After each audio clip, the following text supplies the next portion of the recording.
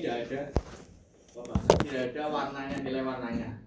Namun untuk praktikum ini aku udah ngasih warna. Bentar, aku lupa aku naruh di mana.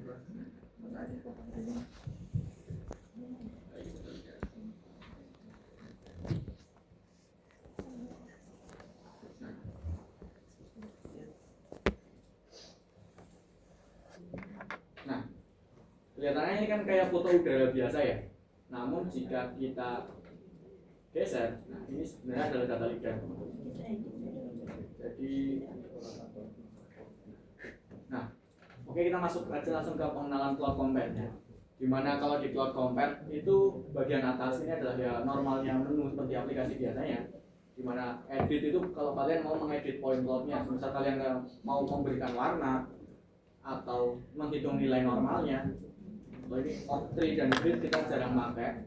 Dan untuk membuat mesh seperti mungkin rekonstruksi 3 dimensi, kalian bisa menggunakan langsung plugin mesh dari Cloud Compare. Dan ini untuk mengedit dari scalar fill dari si data leader-nya. Dan untuk tools, kita sebenarnya kalau aku sendiri untuk menggunakan Cloud Compare tidak banyak menggunakan tools di sini. Yang aku gunakan hanya paling ini. Yang ini di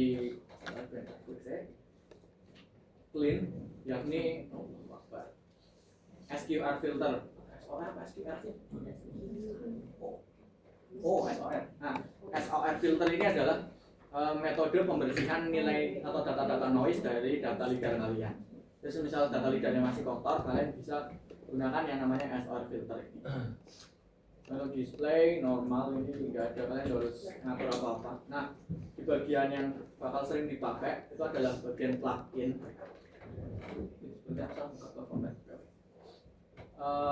Pluginnya nanti kita bakal pakai yang namanya ini CSF filter nanti. Kemudian untuk bagian ini sebelah sini, ini ya normalnya untuk save dan lain-lain. Ini buat misal kalau kalian mau mengklon atau menduplikat data leader kalian bisa pakai ini. Ini normal untuk buat menghapus data leadernya yang di sini. Kemudian ini untuk align. Misal kalau kemarin di TLS kan kasusnya kita nge-scan dari berbagai arah. Nah, untuk align atau menyatukan dari si data point plotnya, kita bisa pakai langsung dari Cloud Compare, ada di sini buat align si point plot. Kemudian di sini ada label connected, ini tidak terlalu kita biasa gunakan. Kemudian ini kalau untuk mengubah data point cloud menjadi data 2 dimensi, yakni misal kalian mau ngekstrak datanya seperti jadi data DEM, data DTM itu kita nanti pakai ini. Ini yang tadi SOR filter. Kemudian ini untuk nge-cut, untuk motong dari data, nge-crop si data leadernya. Ini untuk nge-transfer atau nge-rotate dari data leader kalian. Dan seterusnya, ini jarang dipakai juga. Kemudian untuk sebelah sini, ini adalah pengaturan si display settingnya. Untuk ya seperti mengganti backgroundnya ini abu-abu, ini bisa diganti, misal mau ganti jadi gantinya ini putih, jadi display, nanti otomatis jadi putih. Cuman kalau putih nggak terlalu suka, karena kalau putih itu agak ganggu, jadi aku pakai abu-abu aja. Kemudian ini buat peak rotation center atau center dari si rotasi data leader kalian. Nah, ini kan kalau kalian lihat centernya itu ada di bagian sini, center dari si data leader kalian. Namun jika kalian mau pakai ini, dan kalian klik, misal aku mau rotasinya di sini, bagian tengah sini, tinggal di yes. Nggak pindah ternyata. Oke, kemudian ini ada projectionnya dari sini, tapi kita biasanya cuma pakai orthographic projection biar sudut pandangnya itu tegak lurus. Kemudian, nah ini bagian ini untuk visualisasi dari data leadernya. Bagian sini itu untuk melihat top view, jadi untuk tegak lurus dari atas. Kemudian ini untuk melihat penampangnya untuk dari samping, dari depan. Dari depannya bagaimana. Kemudian ini dari sebelah kiri, sebelah kanan, sebelah belakang, sebelah kanan, dan sebelah bawah. Hasilnya seperti itu. Oke. Oke, untuk sekian untuk pengenalannya. Kita langsung lanjut ke pengolahannya. Nah, ini kan datanya masih satu gede pelak gini. Nah, namun di acara ini aku khususkan aja kita akan menghitung pohon yang ada di tegakan Jatimega ini. Nah, ini dari bagian sini ke bawah lewat sini dan seterusnya. Nah, untuk motongnya itu diklik dulu data leadernya yang sebelah sini di bagian browsernya. Kemudian untuk nge-segment atau nge-crop kita pakai gambar gunting ini. Tinggal kalian kayak nge-crop foto pakainya polygon gini. Dipotong.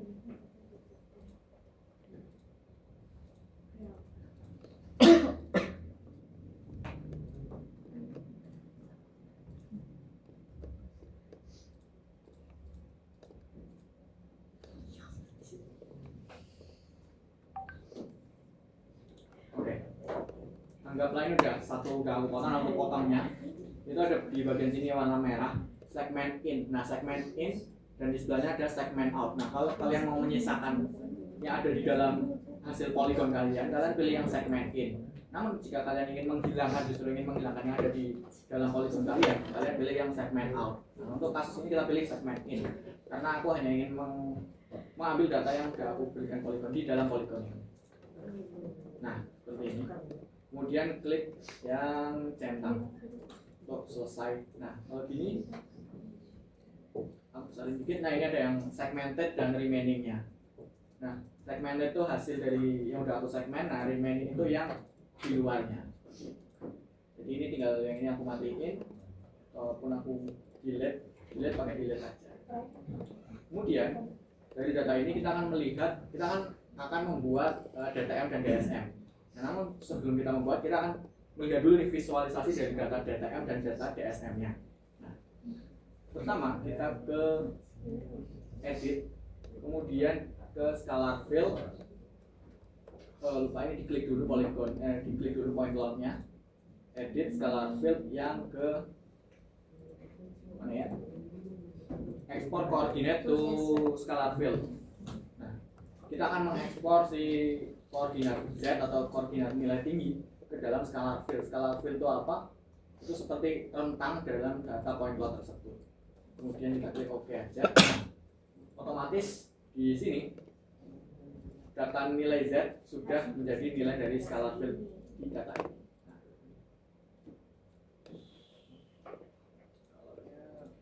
Nah, bisa kalian lihat di sini yang warna lebih merah itu menandakan tempat atau nilai koordinat yang lebih tinggi. Nah, gimana cara kita lihatnya? Kita bisa lihat dari poin yang samping. Nah, seperti ini. Kalau kalian bisa lihat, nah di bagian sini ini adalah kanopi dari pohon atau tegakan di Jatimega. Nah, tegakan di Jatimega. Nah, di bagian bawah itu adalah nilai dari si terrainnya atau nilai penampakan tanahnya. Nah, nanti kita akan memisahkan si bagian kanopi pohon-pohon ini dengan si bagian yang ada di bawah sini. Nah, caranya kita menggunakan yang tadi, Cloud Simulation Filtering. Cloud Simulation Filtering itu ada di plugin, kemudian di CSF,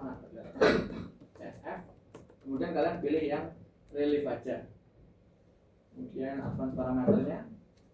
Jadi cloud resolution itu untuk gampangannya nilai pixel dari data DTM yang akan kalian bikin.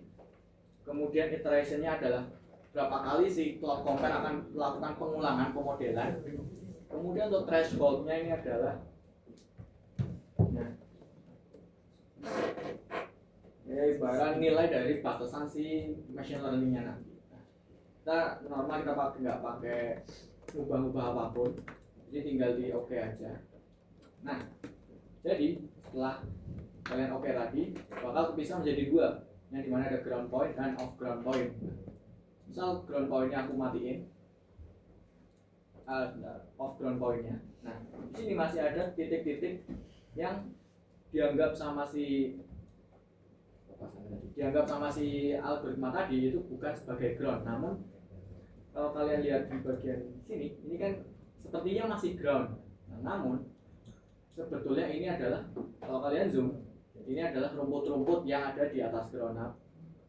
Lihatnya gimana, kita lihat ground point-nya. Nah, ya Allah, kasih semua. Nah, kalau kalian lihat dari bagian atas juga, ini adalah hasil dari udah ground point-nya, dan ini adalah off ground point-nya. Nah, kemudian untuk mengekspor datanya, kita bakal pakai yang namanya, nah ini, ekspor data convert cloud to 2D raster. Nah, kita klik di sini, kemudian, alhamdulillah. Nah, untuk yang ground point kita akan bikin dia menjadi DTM. Jadi untuk mana ya? Untuk cell head-nya kita pilih yang minimum. Kemudian direction-nya kita pakai yang Z karena kita akan mengekspor nilai koordinat Z. Kemudian project SF-nya tinggal di average value. Nah, empty cell-nya kita bikin dia minimum height. Nah, kalau ibarat kan sebelumnya kalau kita lihat empty, nah ini kan masih ada bagian yang kosong-kosong di sini. Nah, mengisi bagian yang kosong-kosong di sini, kita pakai fill width-nya ke average, ke minimum height. Jadi nilai minimum dari si sel yang ada di sini atau si point cloud yang ada di sini. Kita minimum terus kita update. Nah, sudah ada dari sini. Atau pilihan yang lebih bagus lagi, kita bisa pilih interpolate. Jadi dia tidak menggunakan nilai minimum yang ada dalam satu point cloud ini, namun dia akan menginterpolasi nilai-nilai yang ada di dalam sini. Setelah kita update, hasilnya seperti ini. Nah, kok reading?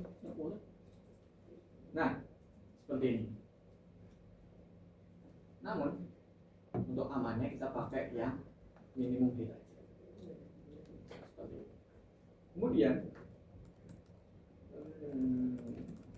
kita tinggal, ini kan ada raster, ada image, ada matrix. Nah, kita pilih yang raster untuk mengekspor dia sebagai data raster atau data 2 dimensi. Ini kita ekspor height, oke. Ya, aku taruh di mana ya? Nah, aku namain dia sebagai, kan ini titik ground DTM. Save and OK. Nah, kemudian kita lihat sini ada DTM.tv ini. Kemudian untuk yang off ground, balikannya kita pilih yang menu tadi lagi. Nah, cell head-nya kita pilih yang maksimum, nilai paling maksimumnya. Kemudian fill width-nya kita pakai yang maximum height juga. Nah, seperti ini. Tapi kayaknya nggak bagus, kita coba nggak boleh. Nah, lebih bagus. Oke. Untuk yang ini kita coba bakal pakai yang fill width-nya yakni interpolate. Oh ya. Kemudian kayak tadi lagi kita akan start export height. Kita namain dia sebagai DSM. Ya.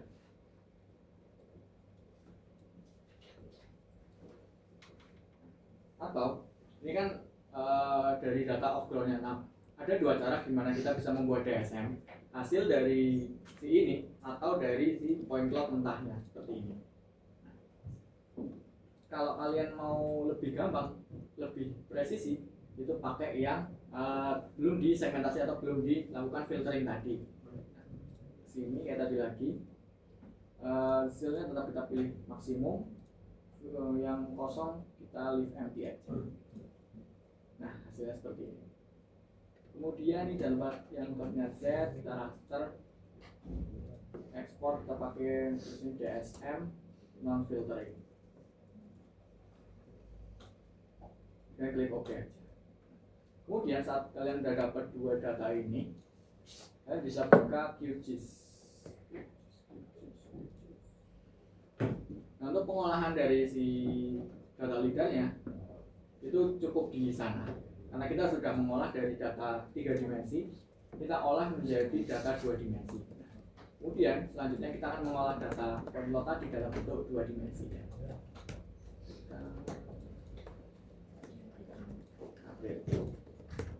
Oke, kemudian di drag aja dua data ini ke sini. Nah, jadi adalah perbedaan dari nilai. Nah, ini data M-nya. Jadi data M-nya tuh range-nya dari 185 meter mdpl, 185 mdpl sampai 226 mdpl.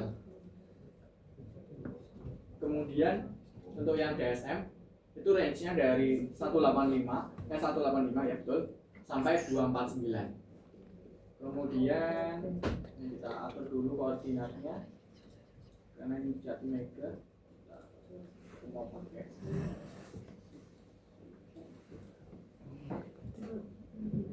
oke, udah normal sini. Nah, oke. Kemudian kalau udah ketampil seperti ini, kita akan melakukan pengolahan CHM. CHM-nya kita akan mengurangi seperti yang tadi ini adalah CHM dan nilai subtraksi dari DSM dan DTM. Sehingga kita akan mengurangi data si DSM dengan nilai si DTM. Kita ke raster calculator. Kemudian kita ke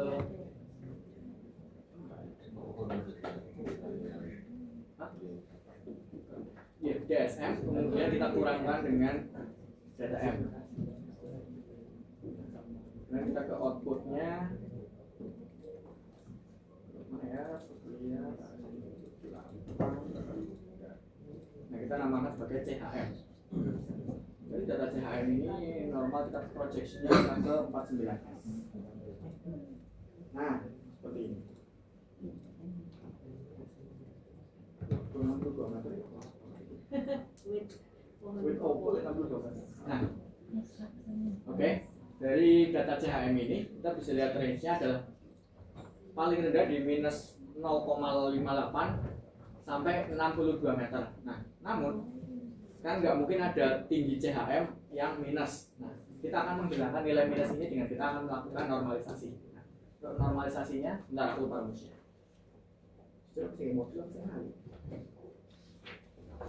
Kita ke raster calculator lagi. Kemudian untuk rumusnya kita akan melakukan normalisasi CHM. Allah Akbar, ini kayak takbul. Oke, kita kembali ke modul. Wah, hilang. Nah, untuk normalisasi katanya, nah, rumusnya adalah if CHM kurang dari 0, CHM 1. Maksudnya dari si rumus ini adalah rumus SQL biasa, yakni artinya jika CHM kurang dari 0, maka bikin nilainya jadi 0. Jika dia lebih dari 0, maka nilainya akan tetap. Ini adalah if condition dan else, if else, alternative else biasa. Kita ke digit tadi, kita ke CHM, dan kita klik if dulu. If CHM kurang dari 0, maka nilainya adalah 0. Else, jika CHM lebih dari 0, maka nilainya adalah CHM itu sendiri. Kemudian kita output layernya CHM normal.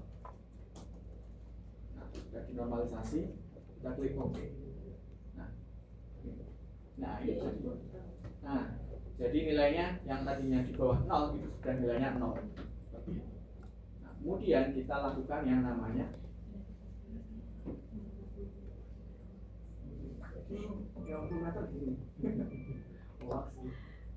Oke. Kemudian kita melakukan yang namanya perhitungan tree detection. Nah, ini adalah caranya kita akan menggunakan algoritma supervise. Beda dengan yang di acara drone dulu, kita menggunakan algoritma supervise atau algoritma yang terbimbing. Kita akan menggunakan machine learning, yakni clustering, yakni yang unsupervised. Prinsipnya jika ada satu titik dengan nilai yang lebih tinggi, yang jauh lebih tinggi daripada titik di sekitarnya, itu akan didefinisikan sebagai satu individu pohon. Proses ini dilakukan dengan raster tool, yakni neighbor raster.neighbor di grass. Kita ke processing toolbox, kita cari neighbor.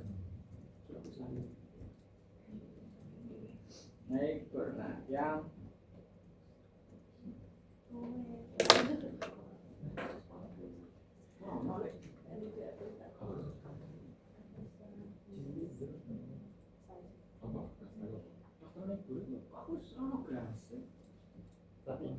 tapi ini mati. Ya Allah, Akbar. Dia caranya?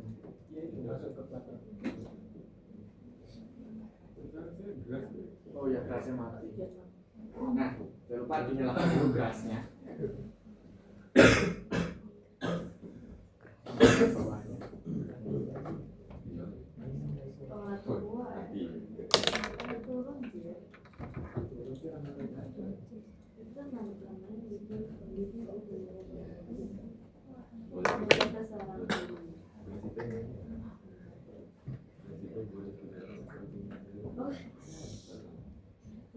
Nah, air.naikbeli. Nah, kemudian inputnya kita pakai CHM yang sudah dinormalisasi. Kemudian untuk neighborhood average-nya kita lihat di sini pakai yang maksimum. Kemudian untuk neighbor size-nya ini opsional tapi nilai default-nya adalah 5.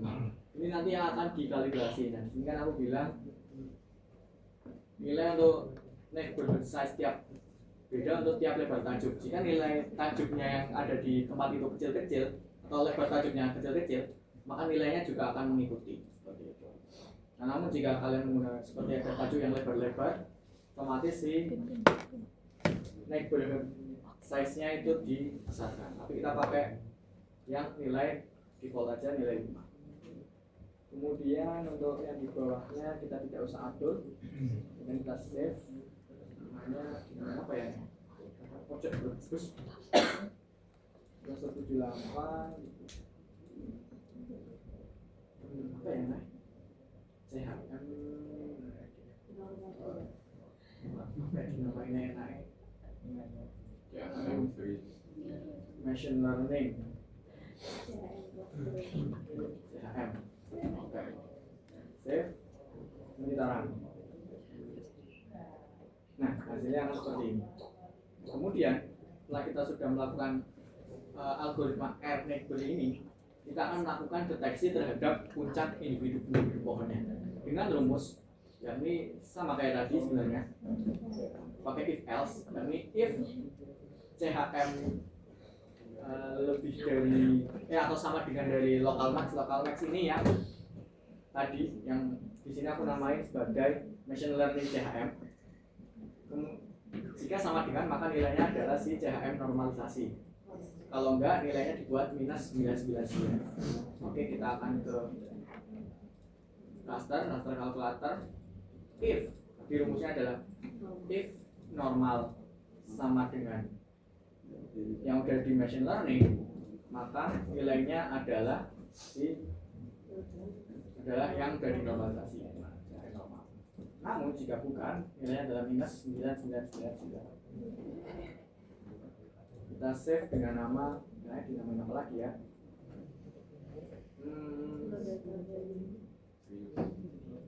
Machine learning 2. Oke. Kemudian kita oke aja. Tidak ada yang bergerak. Oh, misal tutupan, mohon maaf. Nah, seperti ini.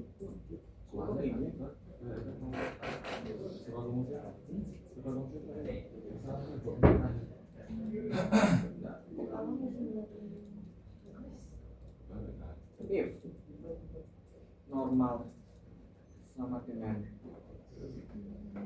yang filtering yang sebenarnya harusnya nge-recall si CHM lagi. Itu nilainya kan si normal Ya. Kalau enggak nilainya minus 999. Mau nulis ini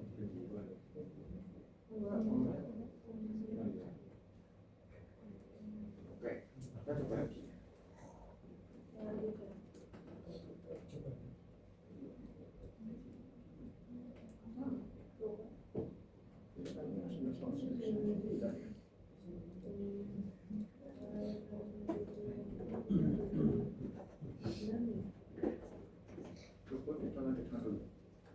Sebentar ya teman-teman, ini agak membingungkan.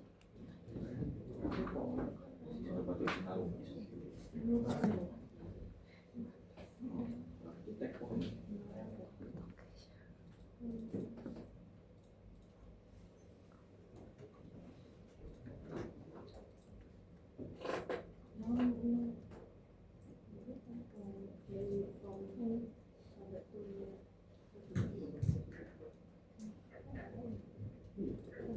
benar sih.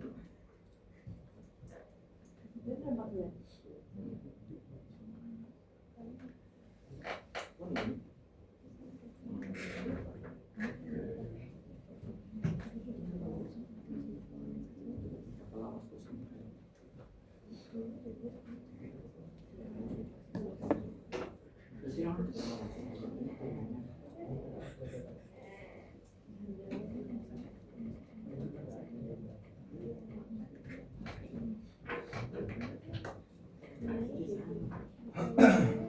Lokal maksimalnya sama sing mesin lagi sing CHMS.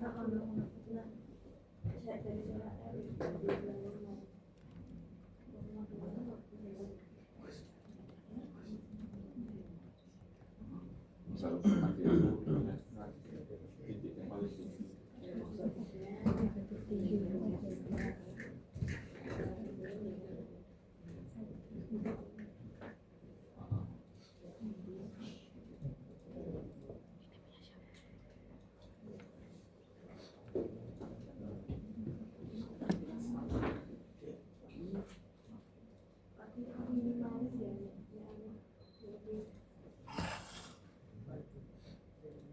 Itu pohon. Oke, semoga yang ini berhasil. Kita answer kalkulator. If kita dua kali. If CHM normal, if CHM normalisasi sama dengan mana tadi? Local max, maka nilainya adalah CHM normalisasi. Kalau nilainya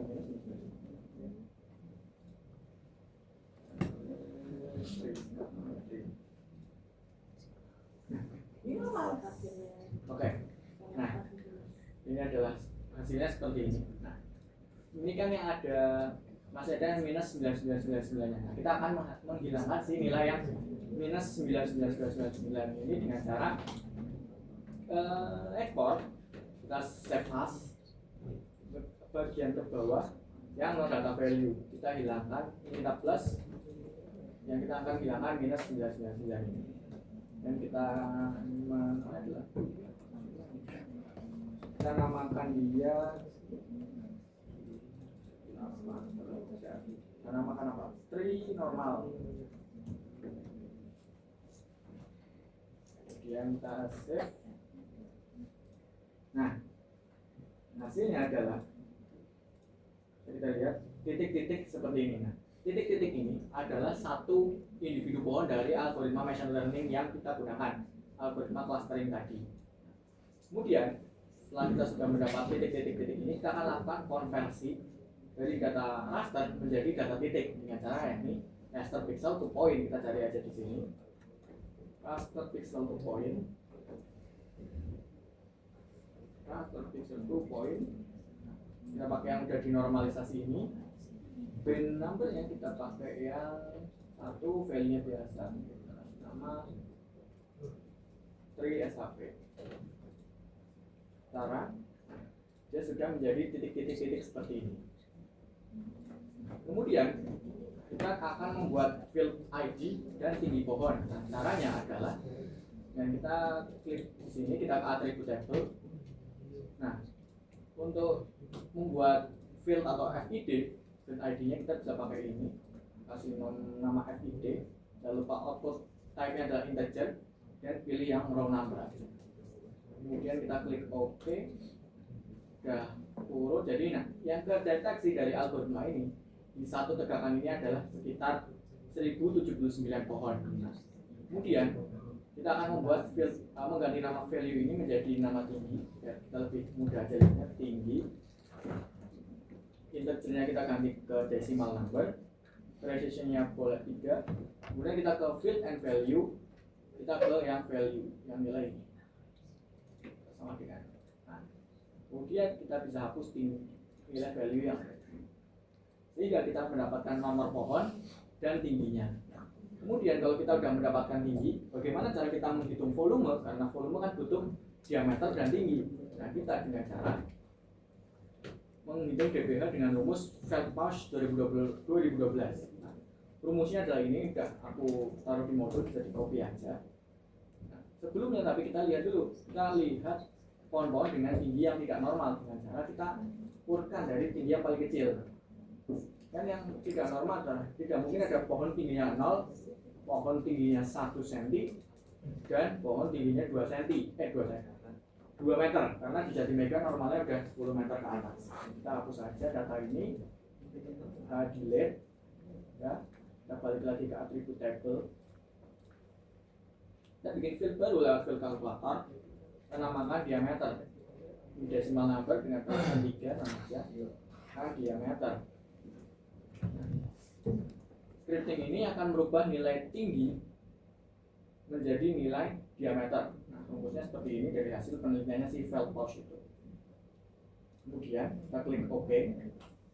Nah, sehingga dapat diketahui bahwa yang nilainya pohon 1, pohon 1 tingginya di 22,29 meter dengan diameter 28,251 cm.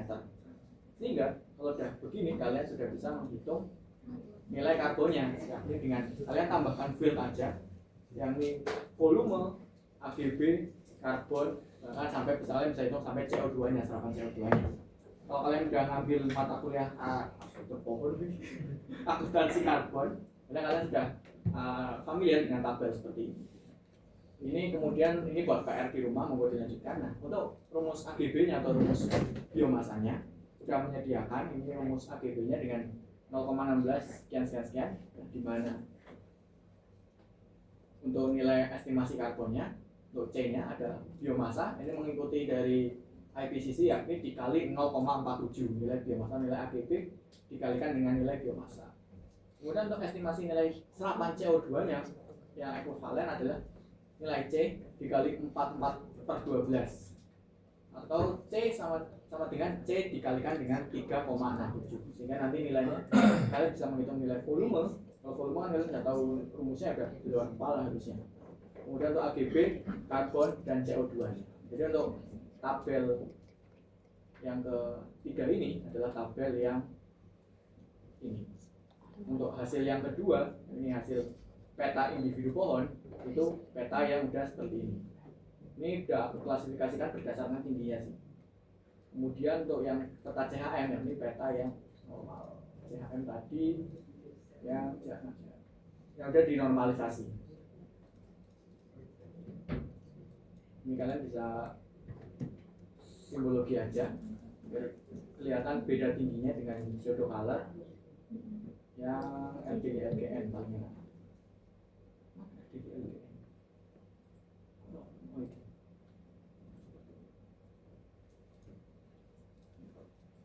Nah, dimana ini bisa kelihatan bahwa yang pohonnya tinggi-tinggi itu ada di sebelah sini.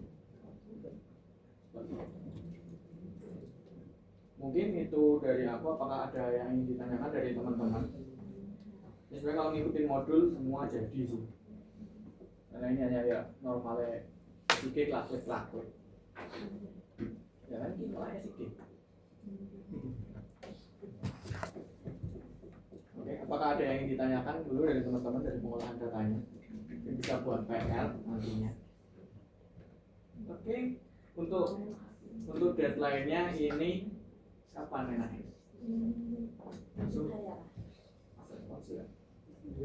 Oke, untuk deadline semua data dari acara pertama sampai acara ini itu di hari kalian responsi nanti. Jadi untuk pertemuan ada GKL masih ada satu lagi. Ini acaranya adalah responsi. Nah, responsinya bagaimana atau kapan nanti akan dikabari Koas lebih lanjut. Kemudian yang tadi aku udah bilang yakni bakal ada pre-test yang post atau post-test, yakni sekarang mau dibagi. Ini bisa disiapkan alat tulisnya ya teman-teman.